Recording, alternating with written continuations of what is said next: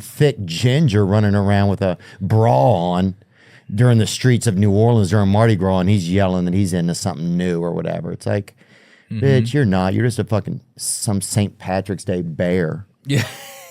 You know? These are men right here. Yeah, they're all dudes, man. Well, what are we? If you hadn't told me that, I would be empty in an hour. I'm just saying, sometimes people just say wiener is just long pussy. I don't think anybody said that. I think it's just you, Theo.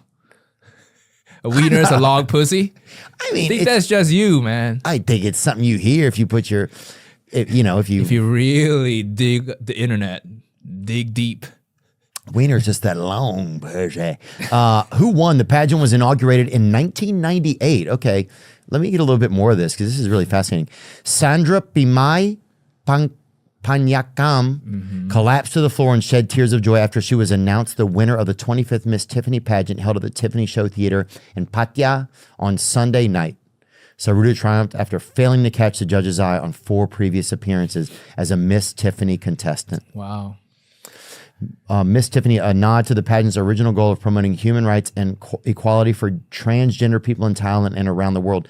Are transgender people accepted in Thailand? Yeah. They are. Yeah. So it's a big part of their culture. It's a big part of their culture. They've dealt with this shit. They're ahead of the time. You know, I think the arguments people have over here about the trans issue, I think Thailand probably had that 20 years ago. So now it's just part of society. They don't even think about the pronouns. They just get called like she, her, or whatever they want to get called. So it's nice. I think we can learn from that a little bit. For sure. I think, these people are beautiful. Wow, that's a young lady, huh? Yeah, they look good, man. Hey, it's like, you don't know what you don't know, you know. Don't come on my back and tell me it's raining, you know? That's that old wives' tale. I think you got to tour Thailand next. Wow. I don't know. I don't want. You want to risk finding out you enjoy this? I don't know. You just, you don't want to accidentally bring sand to the freaking Wiener Beach or whatever, you know?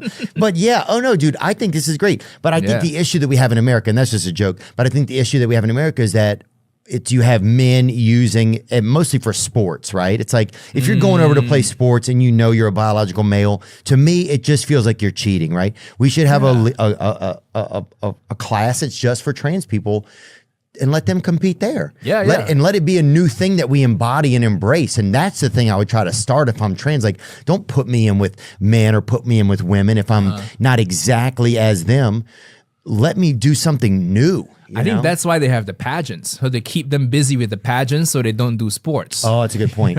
Oh, yeah. If you're too busy. Yeah. These are actual biological women and they don't look nearly as good as That's a good point, huh? Yeah.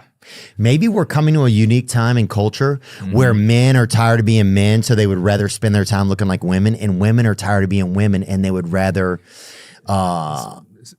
spend time looking like men.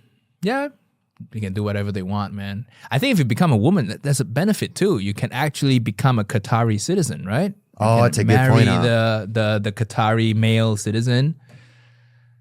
So yeah, there's a loophole. That's a loophole. I like this, huh? That's the dessert on the menu at Fuyo. It's Uncle Roger, yeah. The dessert is a secret path to Qatari citizenship. I like that. One last thing I want to talk to you about. Oh, you hear a lot about Taiwan and China, right? Oh yeah, that's got into some trouble there a few years ago. Just what, talking about it, or what did you? I just had a joke. If you search Uncle Roger vs China, I just did a bit that it works all over the world. I did that bit in Bangkok, in Toronto, in LA. It works all over the world. So I kind of just want to gently roast Taiwan and gently roast China. And then right after that, all my Chinese social media accounts got banned, you know? Really? Yeah, that was 2 years ago. Everything got wiped. If you search Uncle Roger on those Chinese social media apps, you'll find nothing.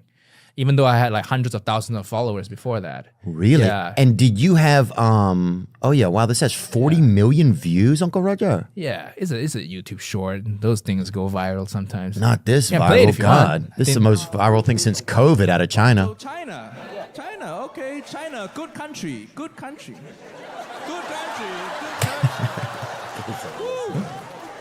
We have to say that now, correct? All their phone listening. All their phone listening. This nephew got Huawei phone. They all listening. All our phone tap into it. Long live presidency. Long live presidency. Whew. Uncle Roger, social credit score going up. Nice. And he's a nephew from Taiwan. Not a real country. Not a real. Not a real country. I hope one day you rejoin the motherland, one China. That's hilarious, dude. Yeah. So is that a real feeling in Taiwan? Some of them feel like they should be part of China and some people don't. Yes, it's a very divided thing, but most people don't want to be part of China. Yeah. Taiwan is a very interesting place. They do not use any of the Chinese social media apps. They use the Western ones. They use Facebook, Google, Instagram. Whereas in China, all those things are blocked. You know? And you know, I released this clip and then everything got wiped from Chinese socials. And then you remember last year or a few months ago, everybody was getting on RedNote, this Chinese app. Yes. I tried re-registering for an account. And the moment I uploaded my profile photo, that whole account got wiped again. No. So they have some sort of, I'm in some sort of database over there. So China's against you think? I probably can still visit if I get a visa, but I don't know if I want to risk it, you know? Yeah, and but they just probably don't want you having a say in what China is like. They just don't want you having a voice in their country. Yeah. But, you know, it is what it is. Sometimes I think in the US, we take free speech for granted sometimes, and we forget that not all countries are like this. In the US, you say anything, and the worst thing that happens is people get mad at you. Yeah. Right? In the comments, whatever. But I don't know. I mean, these days, a lot of things get taken down, even in the U.S. I feel like there's things you can't say. I think things get submerged, you know, or like, what is it called? Shadow banned. Shadow ban, true. But in a stand-up context, I feel we get more leeway. Oh, that's a great point. Yeah, in a stand-up context, we get so much freedom here. What is the biggest issue over there with Taiwan? Do you think that they'll remain free? Because they make some of the most semiconductors in the world, right? TSMC, that company, yeah. Taiwan Semiconductor. TSMC is the only reason China hasn't attacked Taiwan yet, you know? Wow. That's too valuable. China and the United States both view Taiwan's dominance of the global tech supply chain as a national security risk. In response, they have tried to boost their own capacity to make chips they need. Yeah, I think they're trying to make more chips in the U.S. I know that was something I saw like a couple weeks ago. NVIDIA's chief says U.S. chip controls on China have backfired. Jensen Huang, who I'd love to talk to, the chip maker's top executive, from NVIDIA, they're the number one, they're the leader in chips, I believe, said the attempt to cut off the flow of advanced AI chips spurred Chinese companies to accelerate their development. Wow.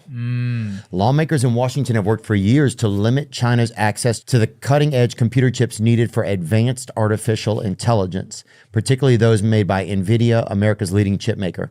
And yeah, so these are the chips that are used for AI. And for some reason, AI weapons, you know, rockets. Right. It's just and for some reason they make them the best over here, right? Taiwan has the best ones. I think so. So far.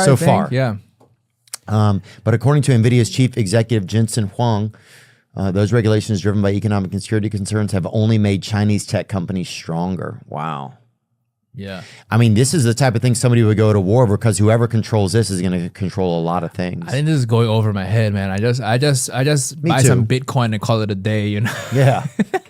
Oh, me too. I'm just wondering what could happen to the people of Taiwan, right? I think that's my question is do the people there live every day? It must be weird there every day. You're going to a factory probably and creating these chips, but knowing that the creation of these chips could have a semblance on if your country gets attacked or attempted to be controlled. It has to be very strange, I feel like, you know? Do you think that makes any sense or no? Yeah. They have this added responsibility that I better make a good fucking chip, otherwise China's gonna ruin us. Right, you or know? by keeping them make these, like what if we all decided we're not gonna make them? Would they all just leave us alone and we could just be at peace? No, if Taiwan stops making them, China's gonna attack it. China needs those chips right now. That's why they're not bombing the factories. Oh, right? I see. So they need them because they're supplying them. Yes. So if you stop making it, that'll be like, you know, if a what do you call it, a bin man, a garbage truck person, you know, if they suck at their job, the whole country gets attacked. Oh yeah. That would be stressful. Oh, it'd be the worst. Imagine working in and out. And you're like, if you got the order wrong, Mexico's coming. This may be one of my last questions. Do you think so? A lot of goods from America are made in Asia. Yeah. Right? Yeah. Do you think that how do Asian people feel about that? Like, do they take a lot of pride that they make it all these like things that go all over the world? Do they just feel like it's just a means to an end and there's not a lot of pride in it?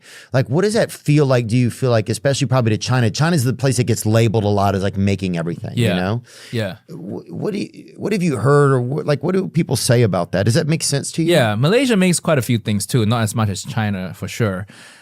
I feel like to us, it's a job, and it's a decent job. And without those manufacturing jobs, those people will have a shittier life. You know, so I think we like that those things. You know, globalization.